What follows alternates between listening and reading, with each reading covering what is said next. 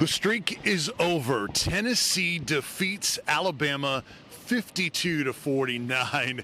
Here to wrap things up, I'm Vince Ferrara alongside Josh Ward from Josh and Swain on 99.1 The Sports Animal. So much to unpack in this one. Insanity afterwards. Who knows where the goalposts are right now? A walk-off game-winning field goal for Chase McGrath. Just a 5-touchdown game by Jalen Hyatt. How do you kind of big picture assess this, Josh? Yeah, I mean, big picture, the streak ends. You no longer have to hear about the last time Tennessee beat a top 10 team. You no longer have to hear about how long it's been since Tennessee beat Alabama, that it happened before the iPhone came out. All those things that you're tired of hearing about, you don't have to hear about it. And then you can hear about all that is happening with Tennessee football. Hendon Hooker's a real Heisman candidate. Yeah. Tennessee is a team that's about to be top 5 in the country. Tennessee is a team that can legitimately contend to win the SEC championship, which means you're a playoff contender, which means you're a national title contender. Is Tennessee going to accomplish that? It doesn't matter right now. Tennessee is the program that everybody around the nation is talking about. The press box was flooded with national media covering this game because everybody knew that something could happen, and it happened in the most exciting way that it possibly could, with a play at the end, Chase McGrath, who gets to redeem himself from a missed extra point that in the end wasn't actually going to matter because you get the 2-point conversion, right. But a special way for him. Hendon with the game that he had, Jalen Hyatt with his 5 touchdown catches, on and on and on. But the wait that Tennessee fans have had for so long and so much frustration, and I can keep going and fans already know what I'm talking about, right. That's over. It's remarkable what happened here today because Tennessee got off to such a hot start at the beginning, and then Alabama just kept hanging on and hanging on. Mm-hmm. Next thing you know, Alabama's up 7 after the fumble, scoop, and score. And for Tennessee to respond to that and be able to tie the game, and then when Alabama missed the game-winning field goal at the end, then Tennessee was able to do what they've done a bunch of times, and that is move down the field quickly and get in position to kick that game-winning field goal, which they needed time put back on the clock to have a chance. Yeah, that's the other thing that Tennessee fans have seen too many times. The lead that they had early that is given up, and Alabama comes back and ties the game. The fumble, return for a touchdown by Alabama, and in the past, that's it. Tennessee's not coming back to win. Or even late, when Alabama hits a first down to get to about the 32-yard line, and that's going to do it. They're just going to run the clock out, kick a field goal. They're going to go home with the win, right. And we're going to be heartbroken. But Tennessee kept fighting back. They kept responding.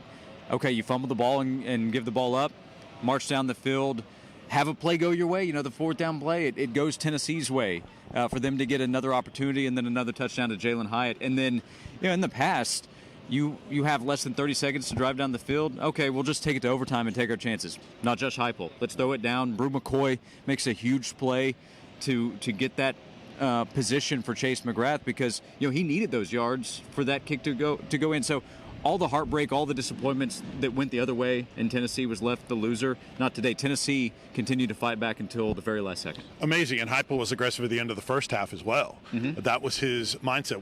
Went forward on 4th down several times. Not recklessly like Brian Kelly and LSU, but he felt that was the right move for them. And here's another thing. Tennessee just beat Alabama to snap the streak with what certainly looked like a 100% Bryce Young. He was amazing tonight, and Tennessee still overcame that and beat Vaughn and Alabama. Yeah, I mean, add that to the list. If fans had found out in the middle of the week, because as the week went along, the optimism really built up, right? And it should have. The result now. But if I had told you middle of the week, Bryce Young's going to be good to go and he's going to cruise past 400 passing yards in regulation. Yeah.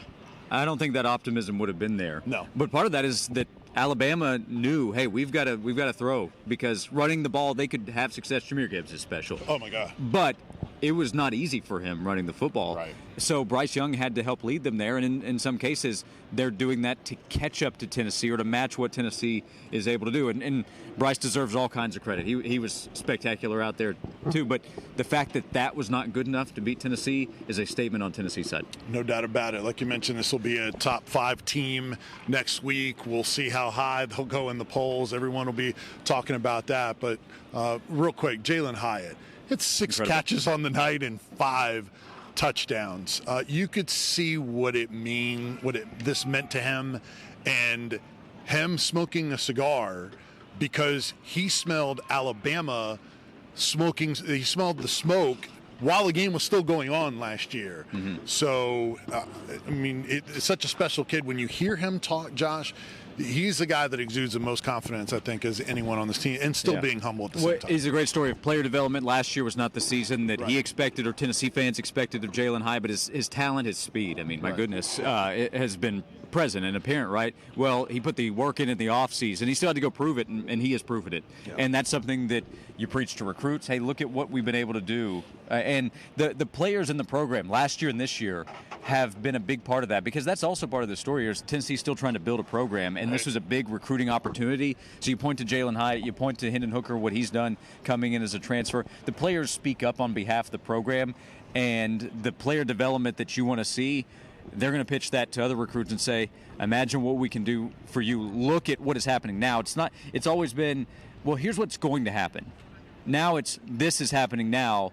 This is what we're building into the future. Come be a part of it. And Josh, I mean, how about the eyewitness? There was over 100 of them here. Yeah. You talk about resonating and making a statement. I mean, this was gold all the way around, including in recruiting for Tennessee. Yeah, and they're going to see all the images online, all the national coverage, kind of mentioned a moment ago. Yeah. That's all going to be on Rocky Top, and the images, I mean, they are spectacular. They're going to be all-time images of the sea of orange. It was an orange out, which was great, and then that orange out floods out onto the field, and now the Cumberland. It's an unforgettable night for so many Tennessee fans who have waited way too long to have this kind of night. That's the case. Heupel said it after the game. Josh Heupel talked about former players. Absolutely the case. A lot of them were in the building for it, but wherever they were, that doesn't matter. Former players, fans, people in the athletic department, a lot of people that were part of this athletic department when Tennessee was this, and waited all the way through and are still here. So it's for everybody. It was a special night, one that they won't forget, and one that they can build on, because this is a team that still can accomplish a lot beyond tonight. Unreal night. Cherish it. Enjoy it. I know you didn't, and I didn't, and a lot of us from the station did not try to poo-poo anyone's excitement about this week. We knew they had a great chance to win this game. It was legit. Tennessee had the best team they've had since Saban has been there during that streak, and they showed why on a national stage. Unbelievable performance tonight by Tennessee overall, and no more curses, no more jinxes. That's dead. It wasn't really a thing, but I understood why people believed it, and you don't have to believe it. You don't have to worry about it anymore. That's dead. Are you referring to Peyton Manning?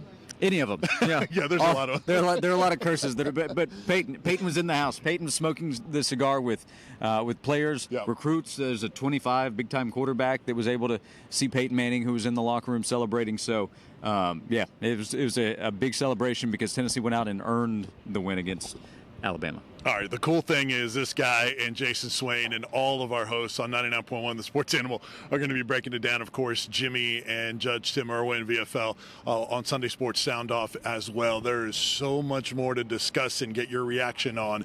Tennessee snaps the streak, defeats Alabama here in Pat Neyland Stadium 52-49. For Josh Ward, I'm Vince Ferrara. Thanks so much for watching. Give us a follow on all our socials. The handle on all of them is SportsAnimal991, 991thesportsanimal.com. Thanks for watching. Have a good night. Enjoy the weekend.